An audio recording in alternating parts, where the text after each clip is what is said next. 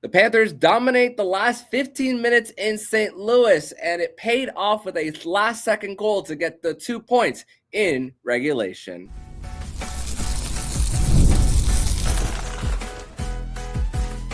You're Locked On Panthers, your daily podcast on the Florida Panthers.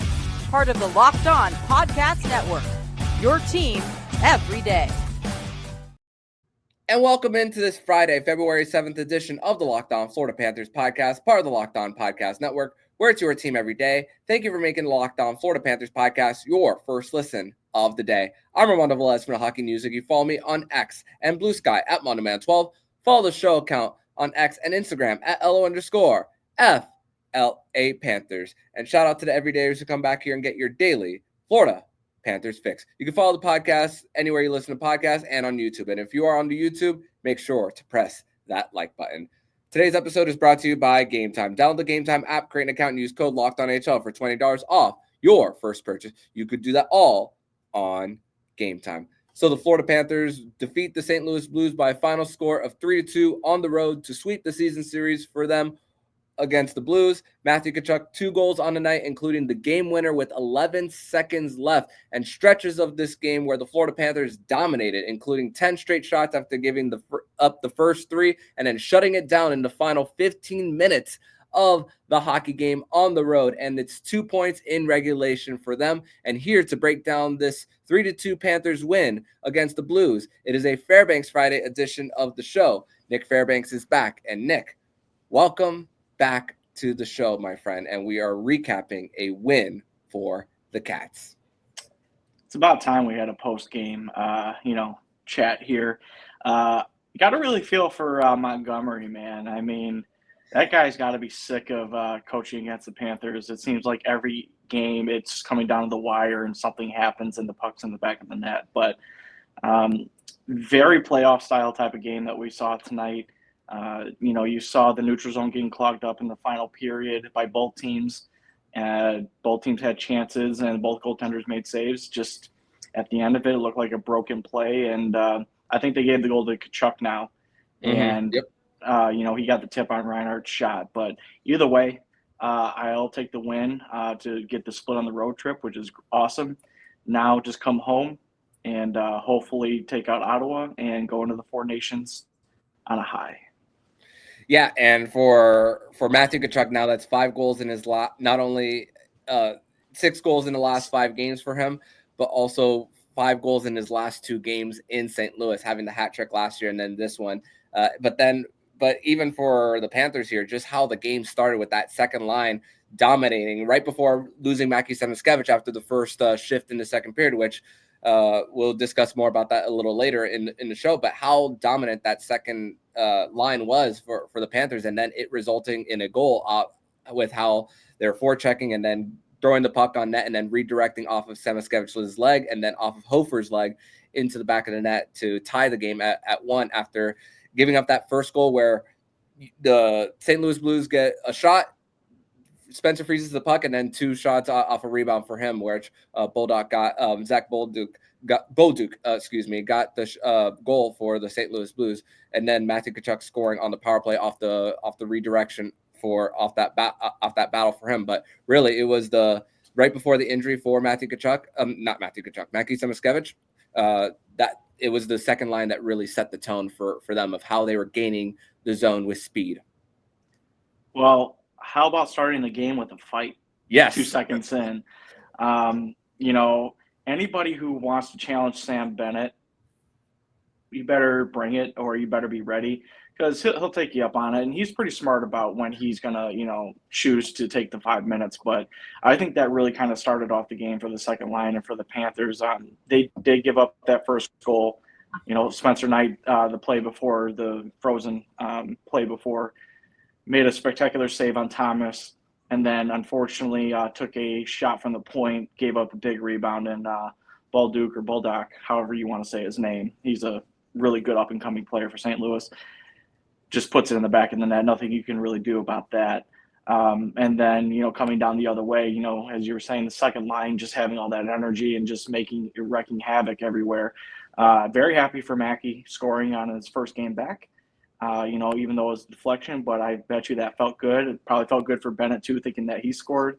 But it was just the right type of energy that the team needed for their second road game on this road trip, just because, again, these are two heavy teams. They play playoff style almost throughout the whole season. One's having more success than the other, but at the same time, you use any advantage you can during these games. And luckily, it did work out for the Panthers in the first period. Yeah, and can't be surprised with how the game started based on how Justin Falk didn't like it, the hit on Jake Neighbours that Bennett threw on December 20th when these two teams met in Sunrise, which honestly, looking back at that play, Bennett kind of had that coming, if we're going to be honest here. But yeah, great save by Spencer Knight to go left to right on Robert Thomas there for him. And also the Panthers, they did not allow a single shot from Jordan Kyrou on the night. So talk about eliminating the speed all throughout the game. And then think about the amount of chances that the Panthers had all throughout the first period. A give and go with Sam Reinhart, Barkov, and Carter Verhaeghe, and then goes to the backhand and then just flat out misses the net. And then we started seeing that towards the end of the game with Erod getting loose for him. And then that was in the third period. But then in the second period, like we mentioned, the neutral zone play was taken away for the Panthers. When you see them gaining the zone, you saw a St. Louis Blues player right there to check the puck out of stick for them. St. Louis ends up scoring on the power play after Eetu Luostarinen. A little bit of an inexcusable. It was an inexcusable interference for him. The puck was way away, and then they score after that. But then you think about from almost start to finish, the Panthers, the amount of double shifting, Bennett in the box for the fighting major, Samoskevich getting hurt in the first shift, which we can't tell what that injury was. I can't tell. I honestly can't tell you what part of the body he hurt there. But the amount of times we saw Boquist back on the second line, which they were buzzing, Matthew Tkachuk taking a shift on the fourth line. There was a point where the Panthers were on the ice for over a minute and a half right before they iced the puck, and it was Sam Reinhart taking a shift with that fourth line. Credit to the Panthers. Their ability to still keep their changes crisp there throughout the night. And also, I got to mention, the amount of times they took sticks to the face. Kulikov got one. Balinskis to the face. Jesper Boquist later. Oh my goodness, the Panthers survived that part of the game of how much they were getting hit with sticks in the upper part above the neck too. That's another thing for what the Panthers were able to manage throughout this. So I'll address Joel Hofer and that play between Barkov, Reinhart, and Verhaeghe. If you saw his expression after Verhaeghe got the puck and switched right to his backhand, he was just like, he thought it was in. Right. Yeah. Can't really fault him for that kind of reaction because I'd be like, dog, like really? Like, all right, it's going to be that kind of night. And then all of a sudden he gets some luck turned back over him. But I like seeing that sometimes. And then you talked about Jordan Kyrou. Where's he been? I didn't hear his name until the second period. And he's supposed to be one of their leading forwards. I heard a lot about Thomas. I heard a lot about Bulldog. Basically almost everybody else except for Kyrou. So I don't know what's going on. I don't know if he's not fitting into the Montgomery system or if he's just, trying to learn it a little bit more. But he did not seem like he was a huge threat tonight. It just seemed like it was more like Neighbours was even more of a threat than Kyrou, outside of the fight. And then, you talk about, the versatility of this Panthers team. In years past, it was awesome when you had maybe one or two players that could play multiple positions. They'd be, they could play center or wing, but they could only play maybe in the top two lines, or they'd be a utility guy where they can only play in the bottom pair or bottom six. This team has probably about, I want to say 4 or 5 forwards that can actually play up and down the lineup. It doesn't matter. They'll do it to fill in or to help out. The fact that Tkachuk and Reinhart did go down the fourth line and play a shift or two down there just shows like, hey, we're team first, which is amazing. Again, with the thumbs up again. I don't know what's going on with that every show. But you have this versatility in this team that's just willing to do whatever it takes to win or to be the next man up. I know hockey players are built that way, but it's really different to see it as a team. Like they all just come together with this identity. And again, this is what I think separates the Panthers from a lot of other teams in the NHL. It was a culture type of win. For that, I know that's a cliche kind of statement, but when you think of how there was 5 shots through the first 10 minutes, and then it feels like the Panthers are consistently running marathons while the other teams are just running out of gas. And let's say they finish the marathon in 2 hours, the other team is finishing it in 5 for them. Mm-hmm. And that's really how the way I could describe that third period for them is 5 shots total between both teams in the first 10 minutes. Every time the Panthers were trying to feed the middle of the ice after, it was active sticks, and then just the legs ran out for the St. Louis Blues as there was no shots allowed for the Panthers for over 15 minutes. They did record that last shot in the final second after the puck was behind the net for them, and also they drew credit to Ekblad on that final draw after the timeout that he was able to quickly get back to draw the icing to begin with for them. So also that's another thing of just situational awareness for the Panthers up and down the lineup, and 2 regulation points. That's the thing that matters for them. So that could come back to benefit them if there are tiebreakers down the line. So that will look, maybe we could look back on this one. But in segment number 2, we are going to discuss more about our 3 stars of the game and the moment where we knew the game was won. We're going to discuss that more next here on the Locked On Florida Panthers podcast. Today's episode is brought to you by Game Time. And looking for tickets for your next big event, whether it's a concert, a comedy show, or a sports game, finding the right tickets at the right price can be a headache. But with Game Time Picks, it's never been easier. Let me tell you how it works. With Game Time Picks, the app does all the hard work for you. It curates the best deals so you don't have to waste time searching through endless ticket listings. The best part, you're covered with Game Time's lowest price guarantee. If you find a better deal somewhere else, they'll refund 110% of the difference. Plus, your tickets are guaranteed to be delivered on time with easy cancellation options if something comes up. Take the guesswork out of buying tickets with Game Time. Download the Game Time app, create an account, and use code LOCKEDONHL for $20 off your first purchase. Terms apply. Again, create an account, redeem code LOCKEDON NHL for $20 off. Download Game Time today. Last minute tickets, lowest price, guaranteed.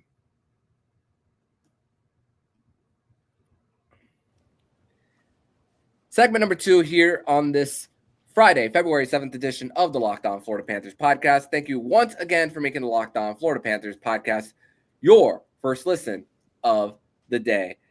As the Florida Panthers defeat the St. Louis Blues by a final score of 3-2 in regulation to even out the quick 2-game road trip. So Paul Maurice after the game did say that he does not believe that the injury to Mackie Samoskevich, which was an upper body injury, he does not believe that it is too bad. So they said that he'll be reevaluated on Friday and then make a decision then. So we won't know until the Panthers hit the ice on morning skate for Saturday for them. So let's discuss our 3 stars of the game for the Florida Panthers here. It's funny. Before actually, I'll say this after I say my 3 stars. So third star of the game for the Panthers, Sam Bennett.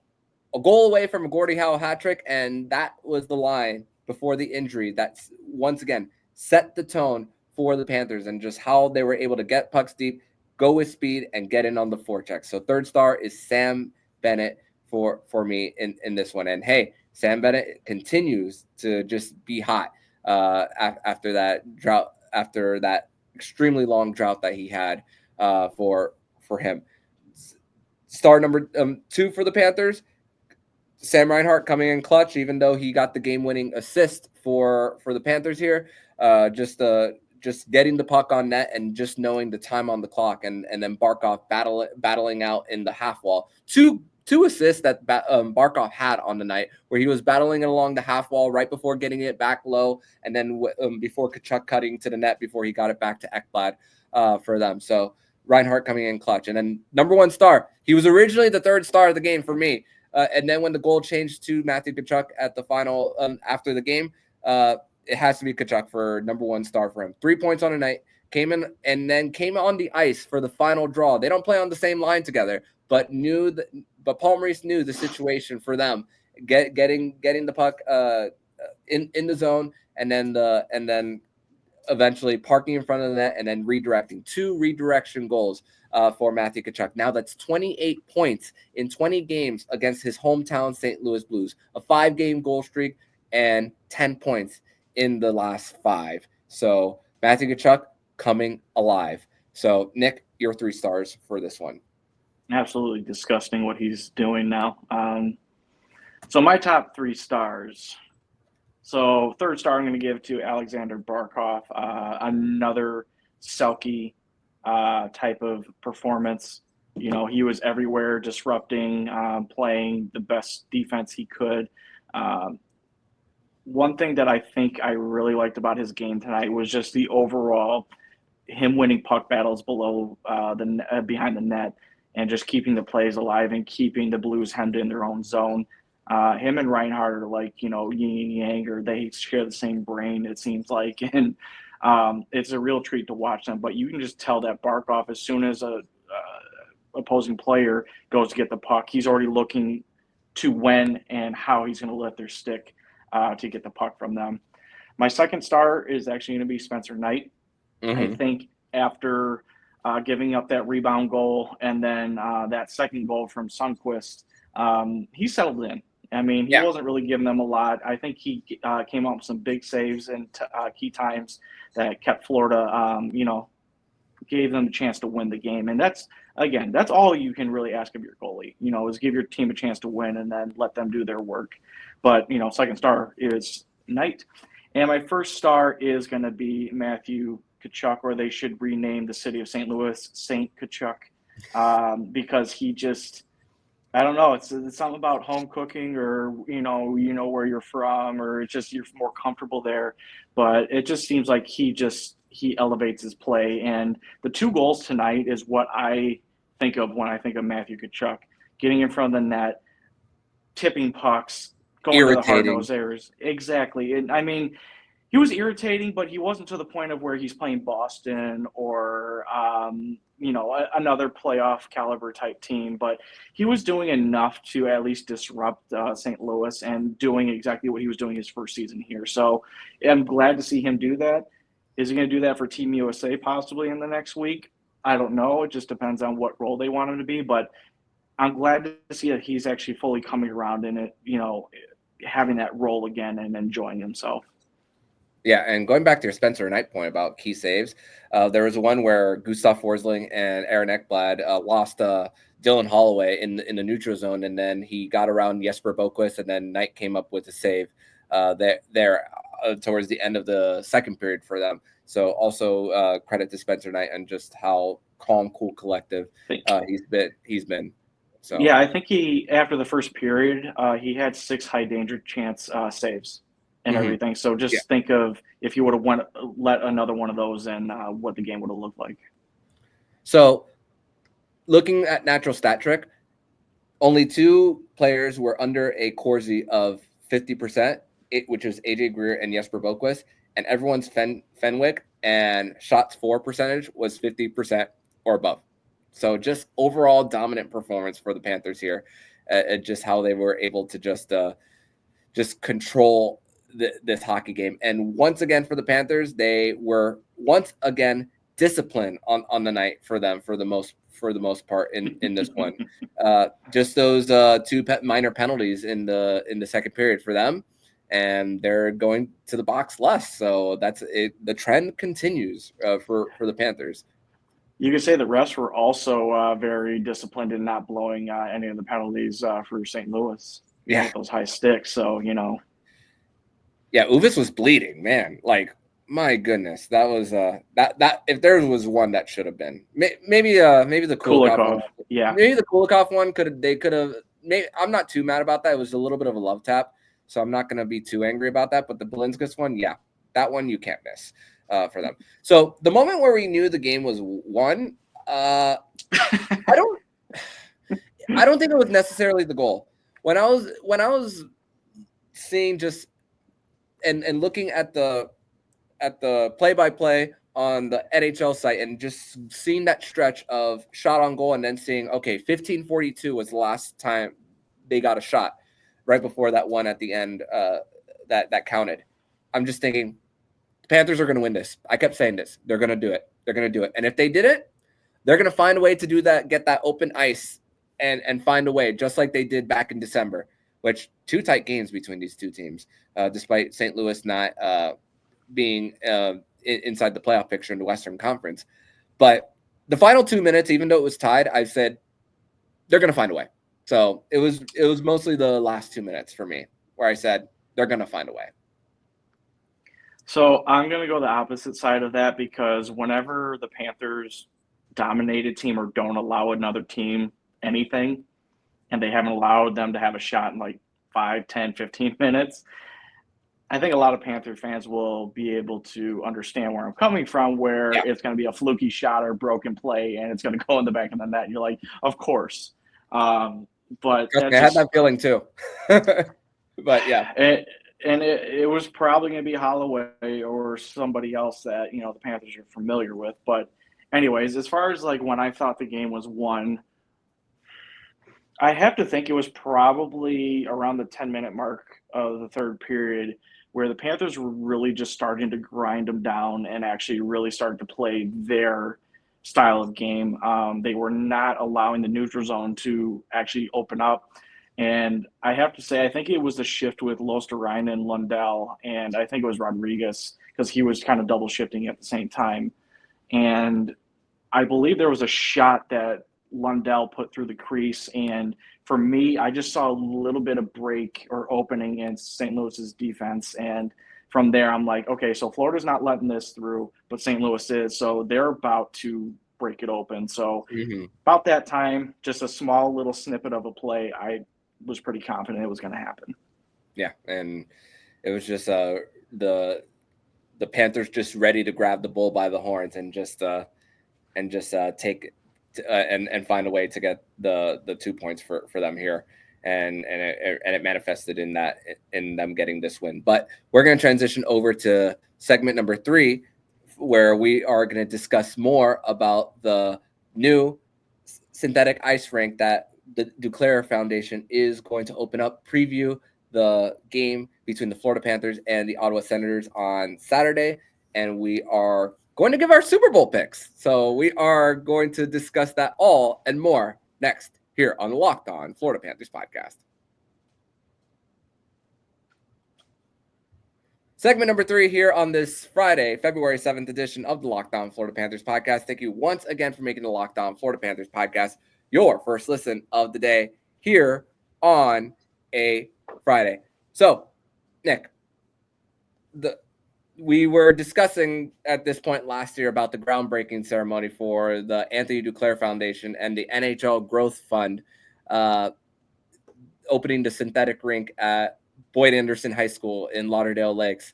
So I've been holding on to this story for like the last 2 weeks, and then the source finally gave me the green light to officially break the news. And then if you guys listening want to also read the story that I wrote, it's on thehockeynews.com/Florida. But around 4 p.m., the news was out about the Anthony Duclair Foundation and the fact that the rink will be opening next Wednesday at Boyd Anderson High School at 10 a.m. So it's a celebration of hockey, not just for the Four Nations, the start of that, but in South Florida, the rink opening up for underprivileged community, and the goal of the rink is to create more diversity in the sport with how much ice time is, even though there's the growth of more rinks in South Florida, which we know there's going to be one more ice rink added in Palm Beach County by Wayne Gretzky over there. But this is an incredible opportunity for multiple people to get in the game, and then synthetic ice for that. And also during the event, Duke is going to be there, NHL executives, and they're going to also give a demonstration. But also credit to the Florida Panthers that they donated $100K during All-Star Weekend to make this happen, and it's coming true. And next Wednesday, it's going to open. So I'm very excited about this. So I think I kind of drove by there today, just something I was doing for work, and I have to say, anywhere you can put a rink in South Florida, I think is going to be amazing. Not only is Anthony, he became an icon down here for, the seasons that he did play here. He is just giving back to the community because of what the Florida Panthers were able to afford him, like to get his career jump started again. He's a big part of the President's Trophy winning team, but whenever you can give back to the community and really try to diversify the game, everybody wins. You have different styles, you have different types of players that you can bring in and everything. And it just, overall, it makes the game more interesting and makes it better. And if there's any sport that I think that could use a little bit more diversity, and this might be controversial to say, it's hockey. I mean, we can be honest. Yeah. So, I mean, we have all these nights that we say that we're all about, a certain group or whatever. I think this example of what Duclair is doing is amazing. They putting his actions behind his words, and so are the Florida Panthers. So best of luck to them. I do want to go check it out. I've never been on synthetic ice. It might be pretty interesting. Yeah. I know I will be bringing my skates to get on that ice sometime very soon. But also the fact that he, even though he hasn't been here in over a year, that he decided to give back. He does the youth hockey clinic over in Coral Springs for him. So now that it's been going for 2 days in a row for him. So the connection there between him and the Florida Panthers, and it's also not a coincidence that with the New York Islanders recently coming to town, that the word about the opening was starting to, at least when it got to me, the rumblings were starting to get more and more and more for that. Mm-hmm. So go check out the story over at thehockeynews.com/Florida. So the Panthers now shift their focus to the Ottawa Senators on Saturday, which the Sens, they had Linus Ullmark back on Tuesday. Anton Forsberg was the starter tonight against the Tampa Bay Lightning. So, but the Ottawa Senators, their center depth is a little depleted right now. Shane Pinto is out. Josh Norris is out for them. Even though not one of the top players, Nick Cousins has been out for a while now for him. So hopefully that he makes the trip and that there's a little bit of a get together for him so that they can give him a Stanley Cup ring. And hopefully maybe if he is in the press box, there's a video tribute for him, and maybe they can point the camera to him. I'm not sure what's going to happen there. I will be in attendance for that game on Saturday. So hopefully hope that the Panthers do enjoy their time with him if they do, in fact, that. And also, I was dual casting that game, and Brady Tkachuk had a collision near the boards that he hurt his neck, but he still remained in the game for this one. So first meeting between these two since the second game of the season between them, and despite Ullmark being out for a while, it's been defense that this team has been able to just keep them in games. And although they've lost 2 straight, they're still right there to fight for the final wild card spot, maybe even a top 3 spot in the Atlantic Division. This was the one team of the 3 that I spoke about during the offseason that I think they were going to be that team of them, Detroit, and Buffalo to break through.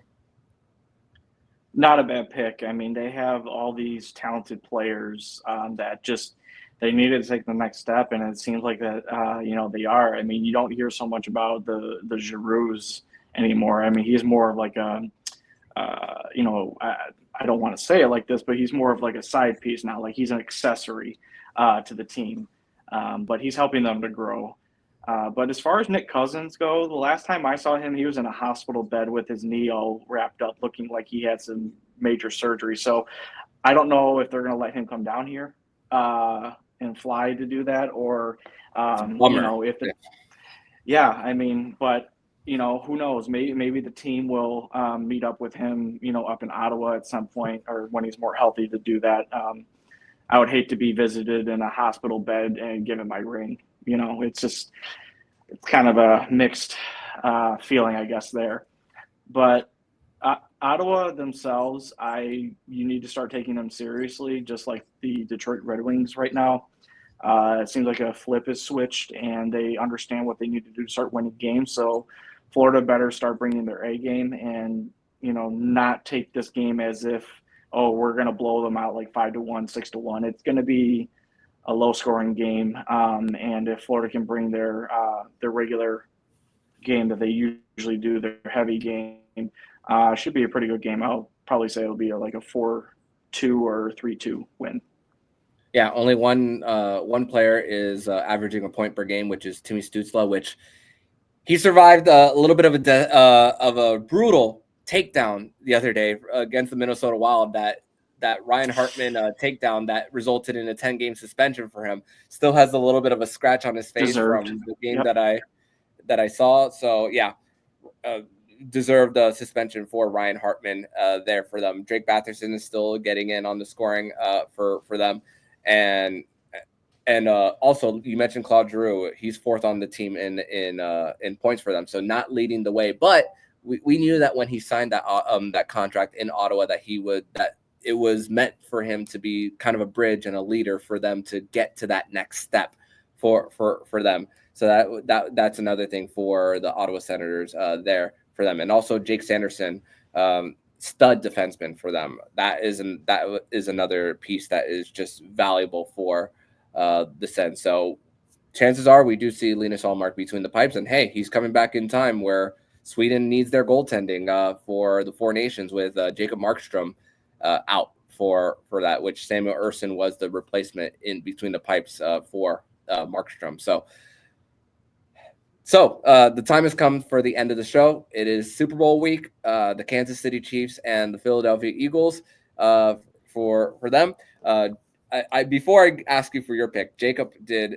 I asked because Jacob wasn't able to make the show this week. I did ask him for his predictions. He did say that even though he's a Cowboy fan, he says he's got Philly winning the Super Bowl 27-24. So who's your pick, my friend? That's going to be hard for him. That's going to be very hard for him to, pick that. I'm going to choose mine wisely, and I say this with a wink. I'm going to choose the Chiefs as a three-peat. I don't know if I want to say why, but it just seems inevitable at this point. The NFL really wants to have its first three-peat. They need something to sell, and they need to sell more Patrick Mahomes, or else Chris Collinsworth won't have a job next year. I think the Chiefs are going to pull it off as well. I'm going to say something along the score of 30-24. And I'll tell you why I want the Chiefs to win, and I'm not afraid to admit it, because this fits my narrative perfectly. Because I want someone not named Tom Brady to have the GOAT status. As Tom Brady being in the division for 20 years and dominating, I want to be able to tell Patriot fans, Tom Brady never three-peated. Patrick Mahomes has been to 5 Super Bowls and has won 4 in such a quick time. And yeah, that is my reasoning for wanting the Chiefs to win, because I just wanted to stick it. I just want to stick it to them. That is my reason, and I think that and Patrick Mahomes is just fun to watch. So I think it's gonna happen for them. So that is my prediction. So we'll see if that in fact does come true for them. And you know what? I just hope it's a good game either way for that. So always a fun time during Super Bowl Sunday. So Nick, I want to thank you so much for joining me on this edition of the Locked On Florida Panthers podcast, where the Florida Panthers defeat the St. Louis Blues by a final score of 3-2, and one more game, and then it's all for the Four Nations for this one, which is an exciting time. International hockey is back. So tell everybody where they can follow you online. Armando, again, thank you for having me on. Glad we could discuss a big win before we go into the break here. But everybody, you guys can follow me on Twitter or X, whatever you want to call it, at Prudentia0. Don't know what we're going to be doing next week. I mean, Four Nations is starting, but you know what? Let's have a show. Absolutely, and I can't wait. As the Friday after, it'll be after USA Finland, so that is going to be fun content possibly. So if anything, see you next Friday. See you next Friday. And if you like what you're hearing, please subscribe to the podcast to be notified every single time the Locked On Florida Panthers podcast jumps into your podcast feed. Don't forget to also subscribe to the other shows in the Locked On NHL Network, including Locked On NHL, Locked On Fantasy Hockey, Flip Livingstone and Steel Roden, and Locked On NHL Prospects. Thank you once again for making the Locked On Florida Panthers podcast your first listen of the day. So I'm Armando Velez with Nich Fairbanks. And you've been listening to Locked On Florida Panthers podcast, part of the Locked On Podcast Network, where it's your team every day.